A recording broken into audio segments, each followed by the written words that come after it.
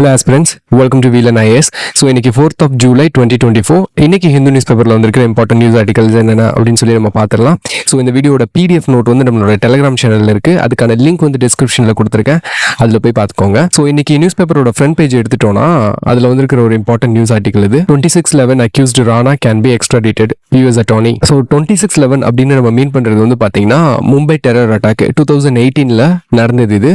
So பாகிஸ்தான்ல இருந்து சில டெரரிஸ்ட் வந்து மும்பைல வந்து ஓபன் ஃபயர் பண்ணி நிறைய மர்டர் பண்ணாங்க அண்ட் அதுல நிறைய பேர் இன்ஜூரும் ஆனாங்க. ஸோ இது வந்து இந்தியாவோட 9/11 ட்வின் டவர் இடிச்சாங்கல்ல யூஎஸ்ல, அது வந்து 9/11 சொல்லுவாங்க. அதே மாதிரி இந்தியால இது டெரரிஸ்ட் அட்டாக் 2611. ஸோ இப்போ இந்த கேஸ் என்ன அப்படின்னு பாத்தீங்கன்னா, தஹாவூர் ராணா இந்த பர்சன் வந்து யாருன்னு பாத்தீங்கன்னா இந்த 2008 மும்பை டெரர் அட்டாக்ல இவரும் வந்து இன்வால்வ் ஆயிருக்காரு அப்படின்றது வந்து இந்தியாவோட ஆர்கியூமெண்ட். ஸோ இவர் வந்து பாத்தீங்க அப்படின்னா எப்படி இவர் வந்து இந்த அட்டாக்ல இன்வால்வ் ஆயிருக்காருன்னு சொல்றாங்க அப்படின்னா, இவர் வந்து டேவிட் குல்மேன் ஹெட்லி அப்படின்ற ஒரு பர்சனோட அசோசியேட்டடா இருந்திருக்காரு. யார் இந்த டேவிட் குல்மேன் அப்படின்னு பாத்தீங்கன்னா, இவர் வந்து ஒரு பாகிஸ்தான் அமெரிக்கன் ஒரிஜின். ஸோ யூஎஸ்ல வந்து வாழ்ந்துட்டு இருந்தாரு. இவர் வந்து பாத்தீங்க அப்படின்னா இந்தியால வந்து இந்த ஸ்பாட் எல்லாம் சர்வைவ் பண்ணி எங்க டெரரிஸ்ட் அட்டாக் பண்ணலாம் அப்படின்ற இந்த டீடைல வந்து பாத்தீங்கன்னா இவர் மூலியமா தான் லஷ்கர் தொய்பாக்கு போயிருக்கு, டெரரிஸ்ட் ஆர்கனைசேஷனுக்கு. ஸோ இது வந்து கண்டுபிடிச்சிட்டாங்க இவர் தான் அப்படின்ட்டு. அப்புறம் இவரை கண்டுபிடிச்சதுக்கு அப்புறம் பாத்தீங்கன்னா யூஎஸ்ல இதுல இன்வால்வ் ஆயிருக்காருன்னு சொல்லி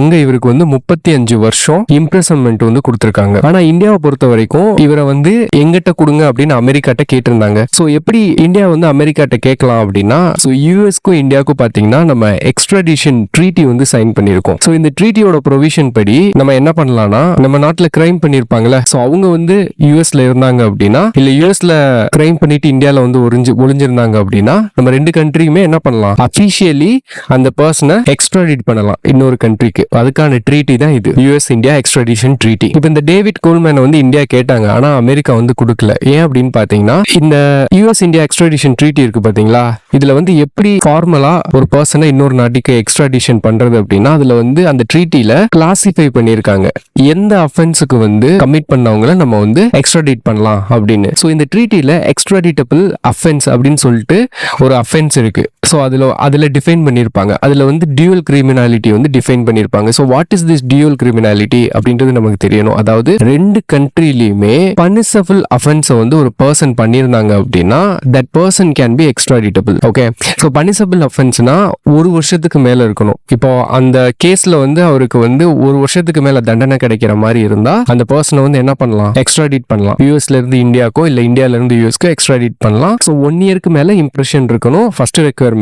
இன்னொன்னு வந்து அது அந்த கிரைம் வந்து ரெண்டு கண்ட்ரிலயுமே பனிஷபிளா இருக்கணும். ஓகே, ஸோ இந்த மாதிரி ஒரு கிளாஸ் வந்து இந்த ட்ரீட்டில இருக்கு. ஸோ அதனால டேவிட் கோல்மேனை வந்து இதுல வந்து அனுப்பல. ஏன் அனுப்பலன்னு பாத்தீங்கன்னா, மும்பை டெரர் அட்டாக்ல அமெரிக்கன்ஸும் இறந்து போயிருக்காங்க. ஏன்னா ஸோ அந்த அஃபென்ஸ்னால அது அங்கேயும் பனிஷபிள், டெரரிசம்க்கு கீழே வர்றதுனால டேவிட் கோல்மேனுக்கு வந்து 35 இயர்ஸ் வந்து இம்ப்ரெசன்மெண்ட் கொடுத்திருக்காங்க. ஆனா டேவிட் கோல்மேன் வந்து பாத்தீங்கன்னா அதுக்கப்புறம் அப்ரூவரா மாறிட்டான். ஸோ மாறி மும்பை கோர்ட்ல வந்து பாத்தீங்கன்னா வீடியோ கான்ஃபரன்சிங் மெத்தட்ல வாக்குமூலம் கொடுத்திருப்பான். ஸோ அது மூலியமா நிறைய இன்சைட்ஸ் கிடைத்திருக்கும். அது மூலியமா வந்து பாத்தீங்க அப்படின்னா பாகிஸ்தானோட இன்வால்வ்மெண்ட் வந்து இதுல இருக்குது அப்படின்றது நமக்கு எவிடன்ஸோட கிடைச்சிருக்கும். ஸோ அப்படிதான் இந்த ராணாவையும் என்ன பண்ணிருப்பாங்க, அமெரிக்கால வந்து கைது பண்ணிருப்பாங்க அந்த எவிடன்ஸை வச்சு. இப்போ என்ன அப்படின்னா, யூஎஸ்ல வந்து இந்த எக்ஸ்ட்ராடிஷன் ப்ராசஸ் வந்து ஆன்கோயிங்ல இருக்கு, ராணா வந்து இந்தியாவுக்கு எக்ஸ்ட்ராடிட் பண்றதுக்காக. ஸோ அவரு வந்து அங்க ரிட் பெட்டிஷன்லாம் ஃபைல் பண்ணி நான் வந்து எக்ஸ்ட்ராடிட் பண்ணக்கூடாது, என்னை பண்ணிடக்கூடாது அப்படின்னு சொல்லி கேட்டிருக்காங்க. அதுக்காக அவங்க என்ன காசு கொடுத்துருக்காங்க அப்படின்னா, ஒன்று வந்து டபுள் ஜியோபாடி.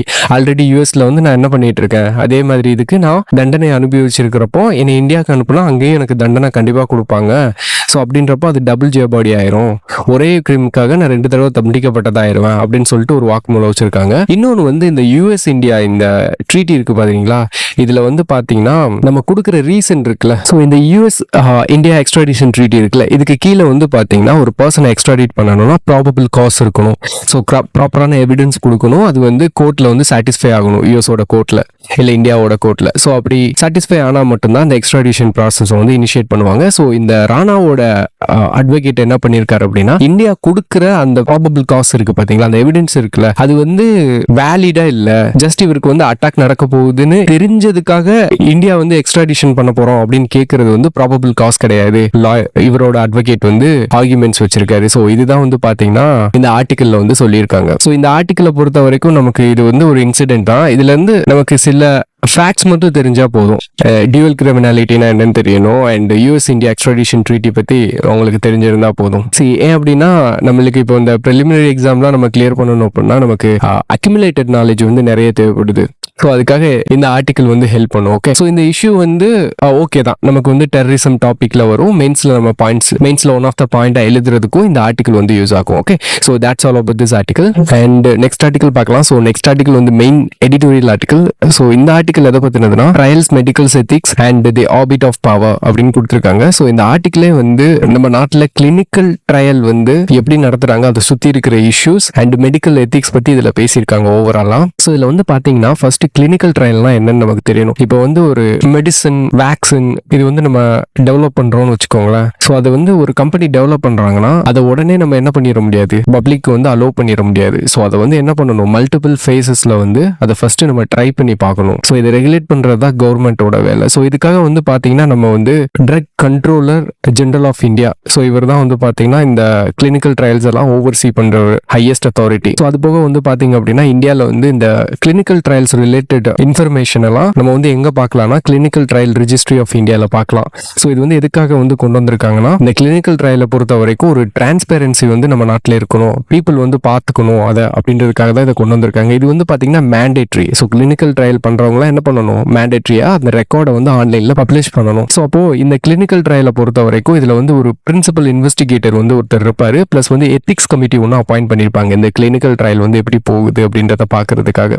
ஸோ நம்ம நாட்டை பொறுத்த வரைக்கும் ரெண்டு organisation is responsible for clinical trials. ஒன்று வந்து central drug standard control organisation, இன்னொன்று வந்து Indian council of medical research. So usually பாத்தீங்கன்னா ஒரு வேக்சினோ இல்ல ஒரு ட்ரக்கோ கிளினிக்கல் ட்ரையலை வந்து முடிச்சு வரணும் அப்படின்னா யூஸ்வலா 15 வருஷம் ஆகும். So phase 1, phase 2, phase 3, so இந்த மாதிரி மல்டிபிள் ஃபேஸஸ் இருக்கும். அதெல்லாம் கிராஸ் பண்ணி வர்றதுக்கு ஆவரேஜா வந்து பாத்தீங்கன்னா ஒரு 10 to 15 வருஷம் ஆயிடும், எந்த ட்ரக்கா இருந்தாலும் எந்த வேக்சினா இருந்தாலும். ஆனா இந்த கோவேக்ஸ் மட்டும் பாத்தீங்கன்னா ஒரு வருஷத்துக்குள்ளேயே டெவலப் பண்ணிருப்பாங்க பேண்டமிக் டைம்ல. ஸோ இதுக்கு என்ன காரணம் சொல்றாங்கன்னா ஒன்று வந்து குளோபல் கோஆபரேஷன். ஸோ நிறைய ரிசோர்ஸ் வந்து நம்ம பூல் பண்ணோம். ஸோ அது மூலியமா நிறைய பர்சனல் வந்து நம்ம இன்வால்வ் பண்ணோம், மல்டிபிள் ஆர்கனைசேஷன்ஸ் வந்து ஒன்று சேர்ந்தாங்க. ஸோ இதனாலதான் இது வந்து பாசிபிள் ஆச்சுன்னு சொல்றாங்க. சரி, என்னதான் நம்ம இதை வந்து நம்ம பாசிபிலிட்டி கொண்டு வந்தாலுமே கிளினிக்கல் ட்ரையல் அப்படின்றது வந்து பாத்தீங்கன்னா it's a time taking process தான். ஏன்னா சைடு எஃபெக்ட்ஸ் வந்து உங்களுக்கு வித்தின் 1 இயர்லாம் தெரியாது. இம்மீடியட்டா சைடு எஃபெக்ட் என்ன வரும் அப்படின்னு வேணா தெரியுமே தவிர இது ஒரு 10 வருஷத்துல என்ன மாதிரி இம்பாக்ட் நடக்கும், 1 வருஷத்துல என்ன மாதிரி இம்பாக்ட் நடக்கும், 2 வருஷத்துல என்ன மாதிரி இம்பாக்ட் நடக்கும், சைடு எஃபெக்ட் வரும் அப்படின்றத வந்து நம்ம கிளினிக்கல் ட்ரையலை வந்து லாங்கா பண்றது மூலியமா தான் நமக்கு தெரியும். ஆனா இது 1 வருஷத்துலயே முடிச்சிட்டாங்க ஒண்ணு. ஸோ அப்போ அது ரிலேட்டடா வந்திருக்கிற ஒரு அலகேஷன் தான் இது. 2021 வந்து பாத்தீங்கன்னா போபாலோட பீப்புள்ஸ் ஹாஸ்பிட்டல்ல வந்து ஒரு கோவேக்சின்காக பாரத் பயோடெக் வந்து என்ன பண்றாங்க, ஒரு ட்ரையல் வந்து கண்டக்ட் பண்றாங்க இந்த வேக்சின்காக. ஸோ அப்போ அங்க இருக்கிற சில பீப்புள் வந்து இந்த ட்ரையல்ல வந்து irregularities இருக்கிறத நோட் பண்ணி பிரைம் மினிஸ்டர் அண்ட் ஹோம் மினிஸ்டருக்கு வந்து என்ன பண்றாங்க, ஒரு லெட்டர் வந்து ஒன்று அனுப்புறாங்க.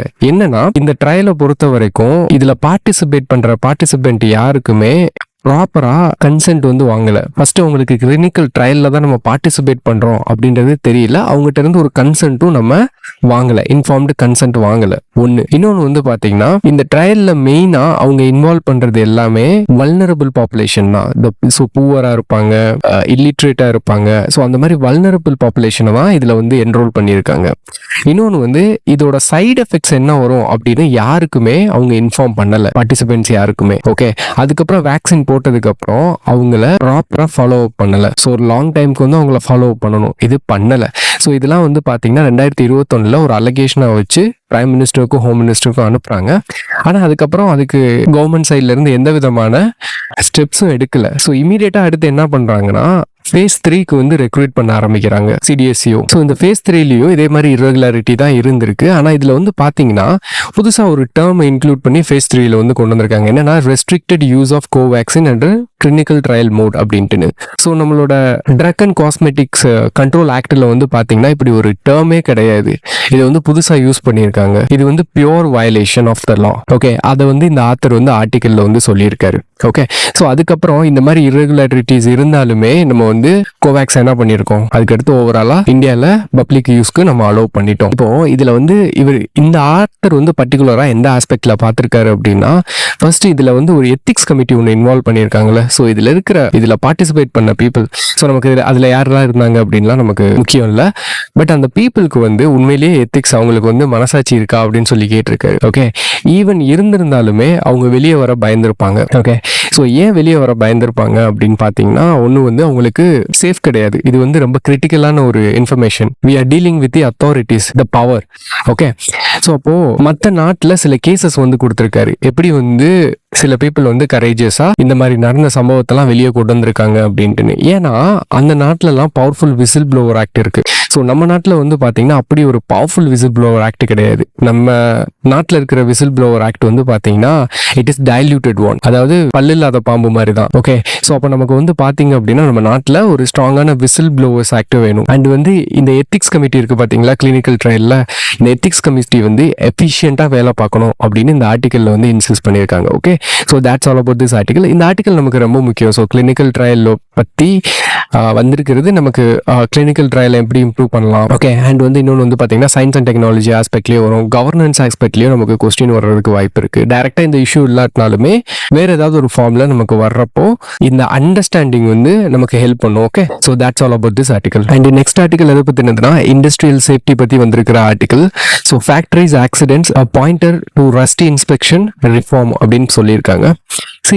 இப்போ ரீசெண்டாக வந்து பார்த்தீங்கன்னா மகாராஷ்டிராவில் வந்து ஒரு பாய்லர் வந்து பிளாஸ்ட் ஆகி நிறைய டேமேஜ் வந்து உண்டு பண்ணி இருந்துச்சு. ஸோ நெய்பர்ஹுட்ல அண்ட் ஒர்க்கர்ஸ்க்கு.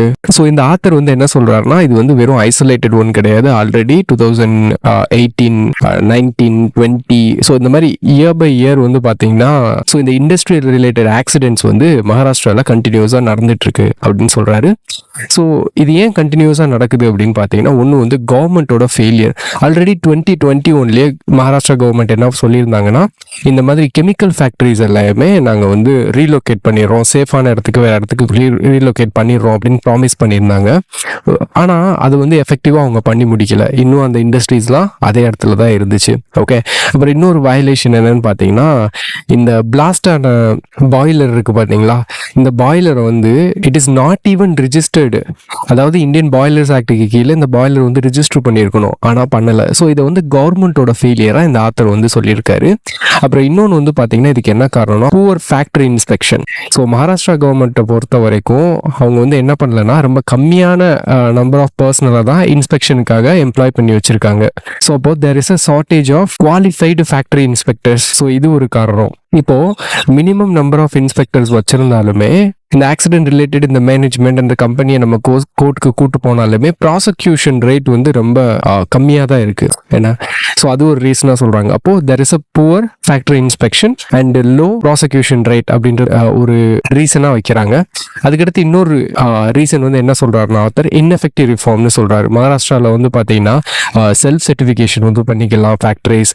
அண்ட் இன்னொன்று வந்து பார்த்தீங்கன்னா online inspection, third party certification. So இந்த மாதிரி நிறைய ரிஃபார்ம் கொண்டு வந்தாங்க. ஆனால் இந்த ரிஃபார்ம்ஸ் எல்லாமே இட்ஸ் அ பியோர் வயலேஷன். இது வந்து இன்னுமே இந்த இன்ஸ்பெக்ஷன் சிஸ்டம் வீக் தான் பண்ணியிருக்காங்க, இது வந்து ஸ்ட்ராங் பண்ணல. ஏன்னா ஸோ இது வந்து பார்த்தீங்கன்னா இன்டர்நேஷனல் லேபர் ஆர்கனைசேஷன் கன்வென்ஷன், அதாவது லேபர் இன்ஸ்பெக்ஷன் கன்வென்ஷன் 081 வந்து இது வந்து வயலேட் பண்றதா சொல்லியிருக்காங்க. ஏன்னா இந்த இன்ஸ்பெக்ஷன்ல வந்து பாத்தீங்கன்னா இந்த குவாலிஃபைடு பர்சனல் வந்து கொண்டு வரணும், ஆன் பர்சன் வந்து இன்ஸ்பெக்ட் பண்ணணும், அண்ட் வந்து சேஃப்டி என்சூர் பண்றதுக்காக சர்ப்ரைஸ் விசிட்ஸ் கூட நம்ம வந்து இன்ஸ்பெக்ஷன் வந்து நடத்தணும் அப்படின்ற மாதிரி நிறைய ரெக்குவயர்மெண்ட்ஸ் இருக்கு. பட் அதெல்லாம் வயலேட் பண்ற மாதிரி தான் இந்த ரிஃபார்ம்ஸ் வந்து இருக்கிறதா இந்த ஆத்தர் சொல்லியிருக்காரு. ஓகே, ஸோ அவ்வளவுதான். நம்ம வந்து இதை வந்து யாரை கொஸ்டின் கேட்கறது, இது வந்து கவர்மெண்ட்டை போய் கேட்குமா, அந்த கம்பெனியை போய் கேட்குமா, யார் அக்கௌண்டபிள் இன்னும் நமக்கு தெரியல. அப்போ நமக்கு வந்து இந்த இண்டஸ்ட்ரியல் சேஃப்டியை பொறுத்த வரைக்கும் நமக்கு வந்து இந்த இன்ஸ்பெக்ஷன் சிஸ்டம் இன்னுமே வந்து ஒரு ரோபஸ்டா இருக்கணும், இன்னும் ஸ்ட்ராங்கா இருக்கணும் அப்படின்ற மாதிரி இந்த ஆத்தர் வந்து சொல்லியிருக்காரு. இப்போ இதுதான் இஷ்யூ. ஆனா இது வந்து நம்மளோட எக்ஸாம் பெர்ஸ்பெக்டிவ்ல இதை எப்படி நம்ம பர்பஸ் பண்ணலாம் அப்படின்னு பாத்தீங்கன்னா, இப்போ இண்டஸ்ட்ரியல் சேஃப்டி ரிலேட்டடா உங்களுக்கு ஏதாவது ஒரு கொஸ்டின் வருதுன்னு வச்சுக்கோங்களேன், இந்த ஒரு ஆர்டிக்கிளே போதும் உங்களுக்கு இனஃப் நாலேஜ் கொடுத்துருக்கும். ஓகே, இப்போ உங்களுக்கு இஷ்யூ என்னன்னு தெரியும்ல, இந்த ஒரு இன்சிடென்ட் வச்சு நமக்கு வந்து இஷ்யூ என்னன்னு தெரிஞ்சிட்டோம். அப்போ இதுக்கு வந்து நீங்க அந்த ஆன்சர்ல வந்து எது சொல்யூஷனா கொடுப்பீங்க, ஏன்னா என்னெல்லாம் இஷ்யூ இருக்கோ அதுக்கு சொல்யூஷன் அப்படியே கொடுத்துருங்க. ஃபார் எக்ஸாம்பிள் வந்து பாத்தீங்கன்னா இந்த லேபர் மார்க்கெட் கவர்னன்ஸ் இருக்கு பாத்தீங்களா, ஸோ அது எல்லாத்தையுமே நம்ம வந்து இனிமேல் ஸ்ட்ராங்கா பண்ணணும். ஐலோ கன்வென்ஷன்ஸ் வந்து ஃபாலோ பண்ணி லேபர் மார்க்கெட் கவர்னன்ஸ் வந்து இனிமேல் ஸ்ட்ரென்தன் பண்ணணும். அண்ட் இன்னொன்று வந்து பாத்தீங்கன்னா தென் லேபர் மார்க்கெட் கவர்னன்ஸை நம்ம ஸ்ட்ரென்தன் பண்ணனா we will get a qualified inspector. Okay, so அப்போ நமக்கு வந்து we need to increase the number of qualified inspectors. இந்த இன்ஸ்பெக்ஷன் ப்ரொசீஜர்ஸை வந்து நம்ம இன்னுமே இம்ப்ரூவ் பண்ணணும். ஓகே, ஸோ இது வந்து எலாபரேட் பண்ணணும்னா நீங்கள் எக்ஸ்ட்ரா அடிஷ்னல் பாயிண்ட் சேர்த்துக்கோங்க. ஸோ அப்போ improve the inspection procedure and follow up on violations. Okay, and இன்னொன்று வந்து பார்த்தீங்கன்னா அக்கௌண்டபிலிட்டியை வந்து ஃபர்ஸ்ட் என்ஷூர் பண்ணணும். இப்போ ஏன்னா இந்த இன்சிடென்ட்ஸ்லாம் வந்து பார்த்தீங்கன்னா யார் அக்கௌண்டபிள்னே தெரியல. ஏன்னா ப்ராசிக்யூஷன் அண்ட் கன்விக்ஷன் ரேட் லோவாக இருக்குது. கவர்மெண்ட் வந்து இன்ஸ்பெக்ஷன் ப்ராப்பராக பண்ணுறதில்ல. ஆனால் இதோட சேலஞ்ச் வந்து யாருக்கு? பீப்புள் தான் யாரும் பாதிக்கப்படுறாங்க. அப்போ யார் accountable? Okay, so we need to ensure the accountability either it is government or companies. Okay, so that's all about this article. And இன்னைக்கு வீடியோ நம்ம இதோட முடிச்சுக்குவோம். ஓகே, தேங்க்ஸ் ஃபார் வாட்சிங் திஸ் வீடியோ guys.